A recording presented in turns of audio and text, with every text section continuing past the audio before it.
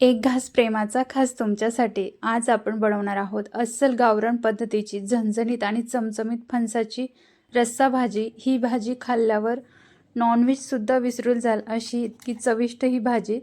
तर इथे आपल्याला कोवळं फणस घ्यायचे। आता फणस कापायच्या आधी हाताला आणि आपण सुरीला थोडंसं तेल लावून घ्यायचं, कारण काय होतं फणस कोवळं असल्यामुळं ते खूप चिकट असतं आणि त्याचा चीक पण खूप प्रमाणात बाहेर येतो। त्याच्यामुळे आपल्याला हाताला आणि सुरीला तेल लावून घ्यायचे, जेणेकरून तो नंतर व्यवस्थित निघला जातो आणि फणस पण पटापट कापलं जातं। तर आता इथे फणस कापून घ्यायचे। तर मला मटण साफ करायला सुद्धा एवढा वेळ लागला नाही, एवढा वेळ हे फणस साफ करायला लागला। तर आता इथे आपलं फणसाचं साल काढून झालंय। आता आपल्याला हे अशा फोडी करून घ्यायच्या आहेत। आपण बटाट्याच्या फोडी करतो किंवा मटण असं कापून घेतो त्याच पद्धतीने आपल्याला फोडी बनवून घ्यायच्या आहेत। तर तुम्ही पाहू शकता अशा पद्धतीने इथे आपल्याला फणसाच्या फोडी करून घ्यायच्या आहेत। तर सगळं फणस कापून घेऊया।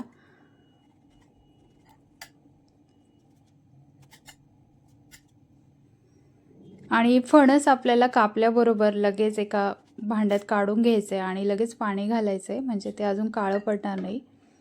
आता एका बाउलमध्ये काढून घेऊया आणि यामध्ये आता पाणी घालू आणि स्वच्छ धुवून घेऊया। एकदम खळखळून धुवून घ्यायचे, म्हणजे असा कुठेतरी चीक राहतो तो पूर्ण निघून जाईल। आता कुकरमध्ये आपल्याला फणसाच्या फोडी घालायच्यात आणि यावर मीठ घालायचे। तर अर्धा चमचा मीठ घालायचे आणि पाव चमचा हळद घालायची आणि ग्लासभर पाणी घालायचे आणि आता झाकण लावून 2 शिट्ट्या काढून घ्यायच्यात। आता कुकर थंड करून घ्यायचे। तर बघूया आपण फणस शिजले का। तर मस्त फणस शिजले, 2 शिट्ट्यां म्हणजे व्यवस्थित शिजलं गेलं। आता पुढे मसाल्याची तयारी करून घेऊया।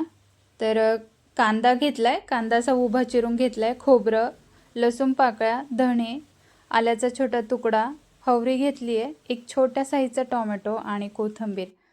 आता तव्यावर आपल्याला हे सगळं मसाले भाजून घ्यायचे। तर आता तव्यावरती आपल्याला आधी तीळ आणि धणे भाजून घ्यायचे। तर कोरडे मसाले आधी भाजून घेऊया।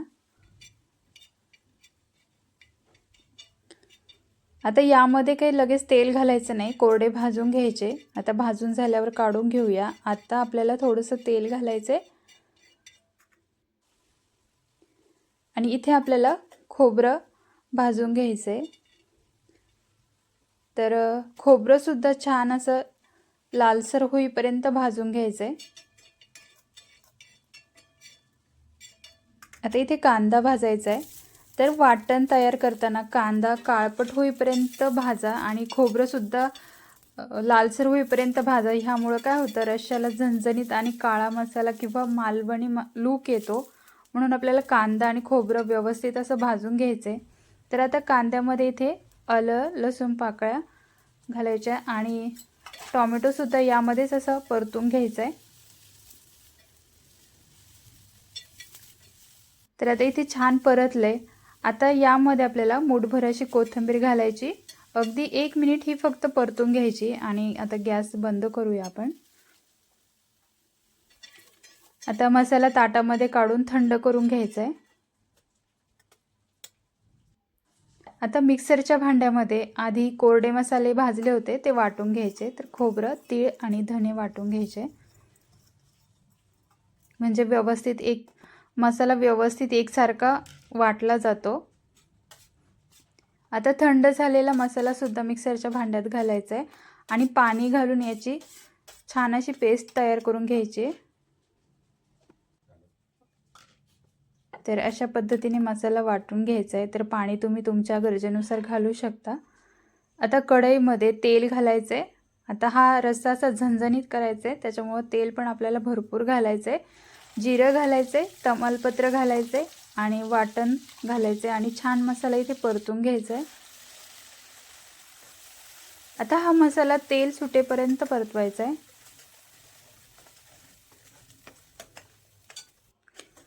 आता मसाला पण परतत आलाय। तर आता इथे आपण लाल तिखट, हळद पावडर, इथे माझ्याकडं घरगुती मसाला होता, चिकन मसाला घातला आहे आणि थोडीशी कोथिंबीर घालायची आणि छान असं मिक्स करायचं आहे. तर पुन्हा अगदी 2 मिनिटासाठी हे मसालेसुद्धा परतून घ्यायचे आहेत.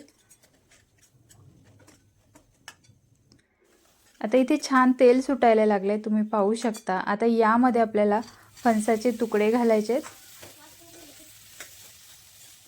आणि मसालेसुद्धा व्यवस्थित असे मिक्स होतील फणसाच्या तुकड्याला, अशा प्रमाणात इथे परतून घ्यायचं आहे.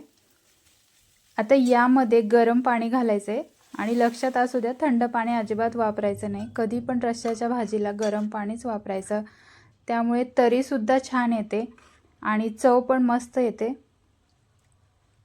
तर आता बघा तुम्ही, इथे रंग पण किती छान आला आहे, अगदी मटणासारखा रंग आला आहे. आता चवीपुरतं मीठ घालायचं आहे आणि कोथिंबीर घालायची. आता 5 ते 7 मिनिटांसाठी हे छान असं उकळून घ्यायचं आहे. आणि रस्सा भाजीसाठी नेहमी कवळा फणस निवडा, कारण त्यात बिया कमी आणि गर जास्त असतो, त्यामुळं भाजी अगदी मटणासारखी लागते. तर आता इथे छान उकळी आली आहे, तर तरी पण यायला लागली, तुम्ही इथे पाहू शकता. अगदी मटणाचेच पीस वाटतात, म्हणजे खाताना लक्षात सुद्धा येणार नाही हे मटण आहे का फणस आहे. तर आता गॅस बंद करूया. तर ही भाजी झाल्यावर ती लगेच खाण्यापेक्षा अर्ध्या तासाने खा, कारण फणस मसाला नीट शोषून घेतो आणि मुरल्यावर त्याची चव आणखी वाढते. तर आता इथे आपली फणसाची रस्सेदार चमचमीत आणि झणझणीत भाजी तयार झाली आहे. तर ही भाजी तुम्ही भाकरीसोबत, चपातीसोबत, फुलक्यासोबत किंवा वाफळलेल्या भातासोबतसुद्धा खाऊ शकता. तर रेसिपी आवडली असेल तर लाईक शेअर करायला विसरू नका आणि अशाच नवनवीन रेसिपीज बघण्यासाठी आपल्या चॅनलला नक्की सबस्क्राईब करा. Bye bye.